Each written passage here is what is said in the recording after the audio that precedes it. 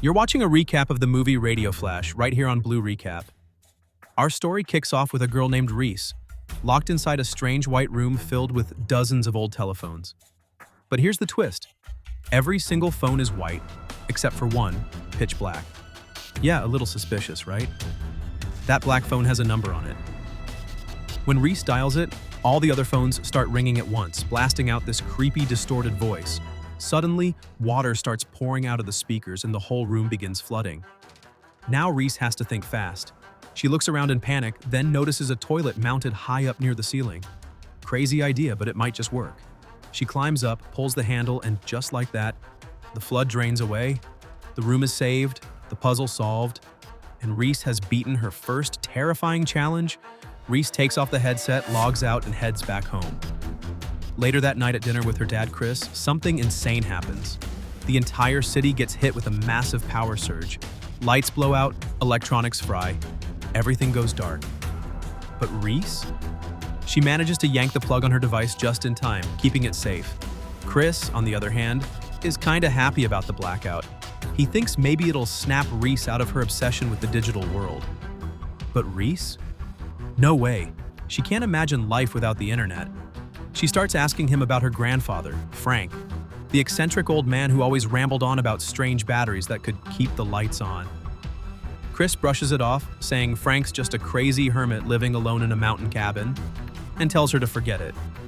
That night, while everyone's asleep, Reese wakes up to a strange glow shining through her window. She follows it and ends up inside her grandfather's old study. There, she discovers a dusty book titled Radio Flash. The book describes the collapse of the North American power grid, and something even darker. How, back in the 1950s, survivors recognized a haunting sound that came through the radio waves after nuclear bombs were dropped. Inspired, Reese decides to dig deeper. She fixes up some of her granddad's broken equipment and manages to bring an old radio back to life. With shaky hands, she tunes in, trying desperately to make contact with Frank himself. Meanwhile, up in the mountains, Grandpa Frank is sitting in his old cabin when, suddenly, his dusty radio crackles to life. A message comes through. It's Reese. Overjoyed, Frank warns her, "What you're seeing? It's Radio Flash." He tells her to wake her dad first thing in the morning and, more importantly, get out of the house as fast as they can. Before signing off, he gives Reese directions to hidden supplies that could help them survive. Later that night, Frank heads into town. Even with the blackout, he walks into a pharmacy and calmly pays for medicine, while everyone else is looting like criminals. Frank's different. He's been preparing for this moment his whole life. The next morning, Reese explains everything to her dad, Chris. She begs him to take her to see Frank. But Chris isn't buying it. He's too logical, too busy to fall for end-of-the-world conspiracy theories. Still, something about Reese's desperation gets to him. He finally agrees to call Frank. And on the line, Frank's voice is dead serious. "A disaster is coming in 2 days. I've been preparing for years. You and Reese need to join me in the mountains, before it's too late." This time, Chris doesn't argue. He makes his choice. He's taking Reese, and together, they're heading straight for Frank's cabin. So Chris and Reese hit the road. The city is chaos. People are fighting in the streets over food, water, even cigarettes. Civilization is collapsing fast. They push forward and reach a bridge, but it's pure madness there too. People are rioting, shoving, clawing to escape. Somehow, against all odds, Chris and Reese make it across. That night, exhaustion sets in. Chris is behind the wheel, but he's barely keeping his eyes open. Suddenly, he swerves. They nearly crash head-on, but by some miracle, the car only slams into a tree. Morning comes. Chris wakes up, battered and injured, while Reese walks away without a scratch. He knows this mess started because of her, but he doesn't blame her. Instead, they check the map. Frank's cabin isn't far now. With the car totaled, they grab what supplies they can and continue on foot. As they hike along the river, Reese notices something's wrong. Chris is pale, struggling with every step. When she asks, he finally shows her his wounds. They're bad, really bad. Still, Chris refuses to stop. He keeps pushing forward for Reese's sake, but the pain is too much. He collapses, dropping to the ground. His voice is weak as he tells her, "Go, get help." And with that, Chris passes out cold. Reese is terrified for her dad's life. She sprints through the woods until she finds a small farm owned by an old man named Glenn. Glenn sees her desperation and agrees to help. He brings Chris inside, does what he can, and treats his wounds. For a moment, Reese feels a spark of hope. Later, Glenn talks with her about the disaster unfolding. He explains how his wife is stranded on the other side of the county, unable to make it back. He's a man torn between family and survival. That night, Reese steps out to fetch some water. But when she returns, her world shatters. Chris is gone. The injuries were too severe and he didn't make it. Heartbroken, Reese breaks down. Glenn stands by her side, helping her bury her father right there on the farm. But even through the grief, Reese doesn't give up. She knows the journey isn't over.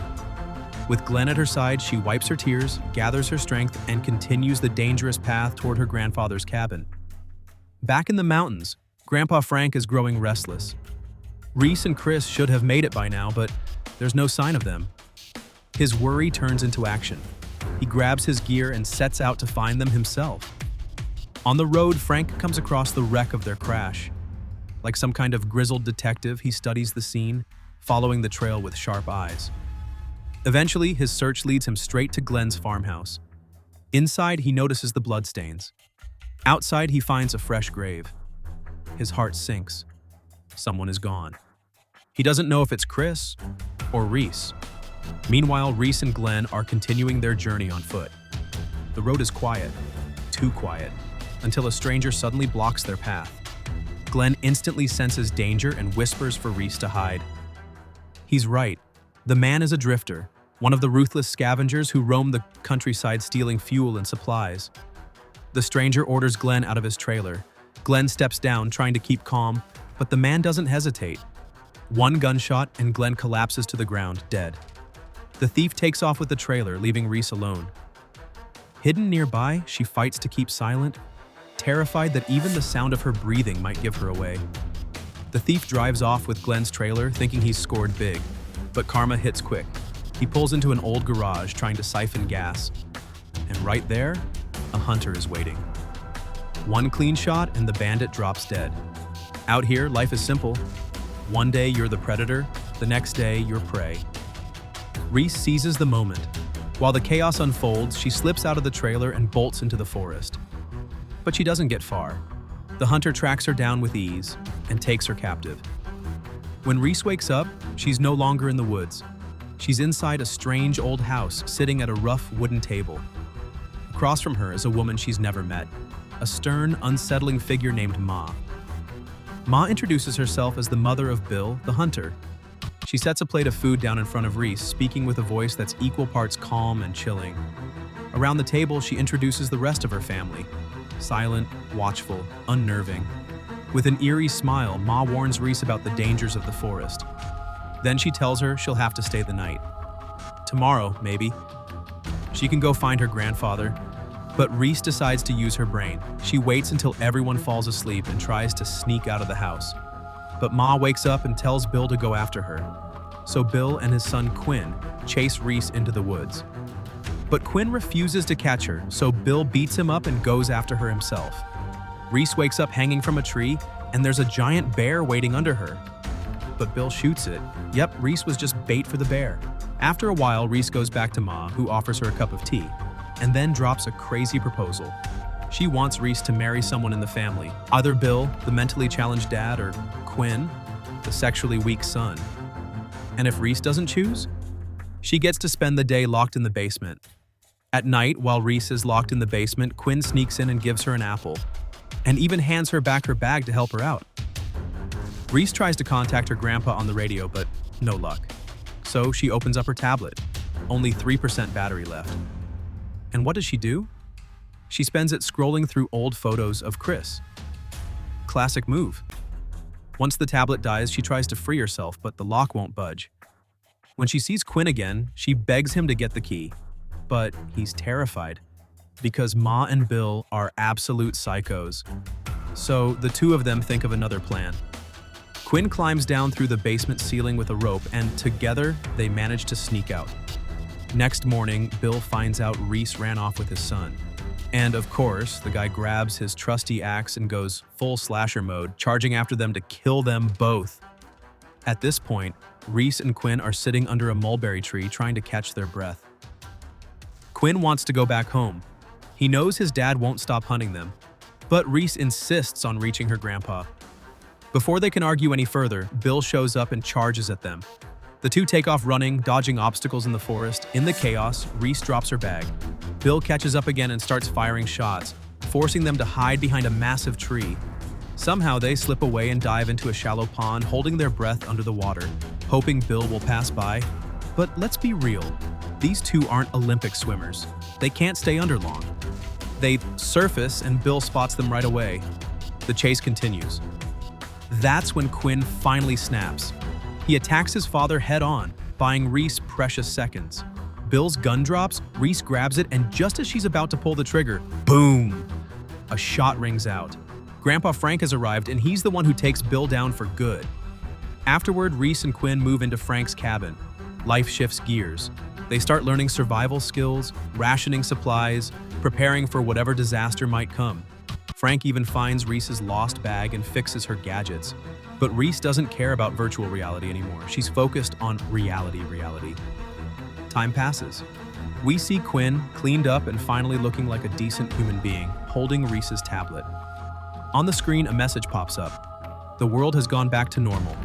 And just like that, we've reached the end of the movie.